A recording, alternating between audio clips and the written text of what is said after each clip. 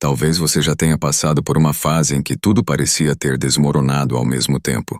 Perdas, mudanças inesperadas, portas fechadas, e a sensação de estar seguindo em frente sem saber exatamente para onde.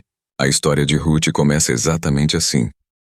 Existem histórias na Bíblia que não começam com milagres grandiosos, nem com reis poderosos, nem com batalhas épicas. Algumas começam com dor, com perdas, com silêncio e com escolhas feitas em meio à incerteza. A história de Ruth é exatamente assim. Tudo começa em Belém, uma terra marcada pela fome. Por causa da escassez, uma família deixa sua terra e vai viver em Moabe, um lugar estrangeiro, com costumes diferentes e um povo distante do Deus de Israel.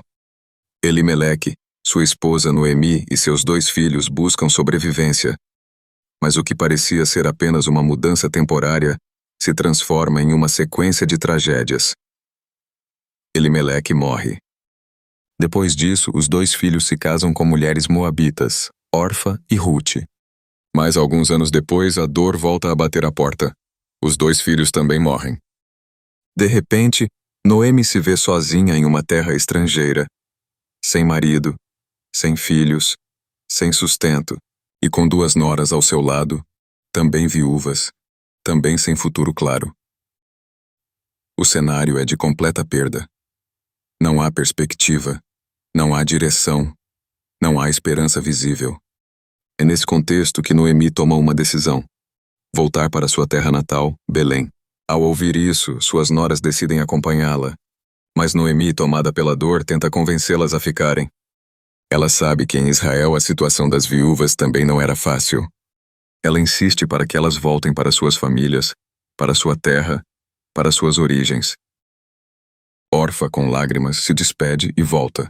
Mas Ruth não. Ruth se apega a Noemi e naquele momento pronuncia uma das declarações mais fortes de toda a Bíblia. Ela diz: "Não me instes para que te abandone, nem me obrigues a não seguir-te, porque aonde quer que fores, irei eu, e onde quer que pousares, ali pousarei eu. O teu povo será o meu povo, e o teu Deus será o meu Deus." Essas palavras não são apenas um gesto de carinho, são uma decisão de fé. Ruth está escolhendo um futuro desconhecido ao lado de alguém que também não tem futuro garantido. Ela está deixando para trás sua terra, sua cultura e suas raízes. E está abraçando o Deus de Israel, mesmo sem ter certeza do que isso significaria para sua vida. As 2 seguem viagem até Belém. Quando chegam, a cidade inteira se surpreende com o retorno de Noemi. Mas ela já não é a mesma. Ela diz que não deve mais ser chamada de Noemi, que significa agradável, mas de Mara, que significa amargura. Porque para ela, a vida havia se tornado amarga demais. Mesmo assim, Ruth permanece ao lado dela. E é aqui que a história começa a mudar. Para sobreviver, Ruth vai trabalhar nos campos, colhendo espigas deixadas para trás pelos ceifeiros. Era um direito dos pobres, dos estrangeiros e das viúvas, conforme a lei de Deus. E por uma coincidência que não parece coincidência, ela acaba no campo de Boaz. Boaz não era um homem comum. Ele era parente de Elimeleque, o falecido marido de Noemi. E mais do que isso, era um homem justo, temente a Deus e respeitado na comunidade. Quando Boaz vê Ruth trabalhando, ele pergunta quem ela é. E ao saber sua história, sua lealdade a Noemi e sua dedicação, ele se sensibiliza profundamente. Boaz então não apenas permite que ela colha, mas ordena que a tratem com proteção e generosidade.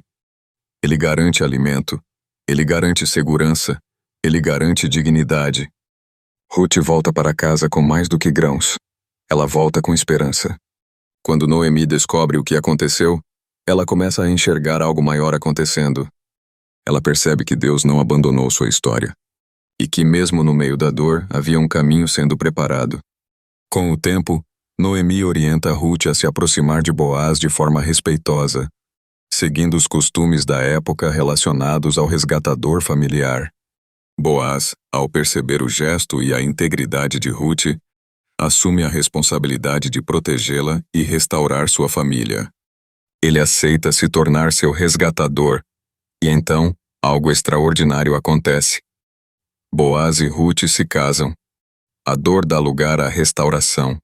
A perda dá lugar a um novo começo. A amargura dá lugar à alegria. E Noemi, que antes se chamava Amargura, volta a experimentar o sabor da vida novamente. Mas a história não termina aí. Ruth, a mulher estrangeira, viúva e sem esperança inicial, se torna parte da genealogia de Jesus Cristo. Sim, dois nomes improváveis, Ruth e Boaz, entram na linhagem do Salvador do mundo. Isso revela algo profundo sobre Deus. Ele não escreve histórias apenas com pessoas fortes, influentes ou perfeitas. Ele escreve histórias com pessoas que confiam nele no meio da dor. A história de Ruth nos ensina que a fidelidade no escuro ainda é vista por Deus. Que escolhas feitas em silêncio podem gerar destinos extraordinários.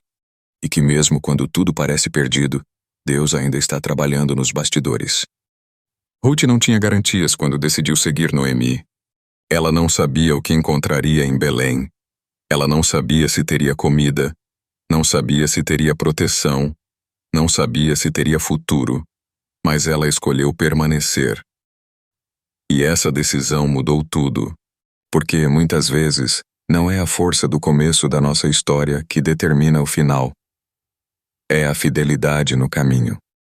A história de Ruth é, no fundo, uma história sobre redenção. Sobre um Deus que transforma luto em recomeço, que transforma estrangeiros em parte da promessa, e que transforma pequenas decisões de fidelidade em grandes histórias de salvação. E talvez a pergunta que essa história nos deixa hoje seja simples, mas profunda. Você permaneceria fiel a Deus mesmo quando não entende o que Ele está fazendo? Porque é exatamente nesses lugares de incerteza que a história de Deus mais se revela. E foi assim com Ruth, e pode ser assim com você também. Se essa mensagem te fez pensar, não guarda só para você. Compartilha este vídeo com alguém. E até breve.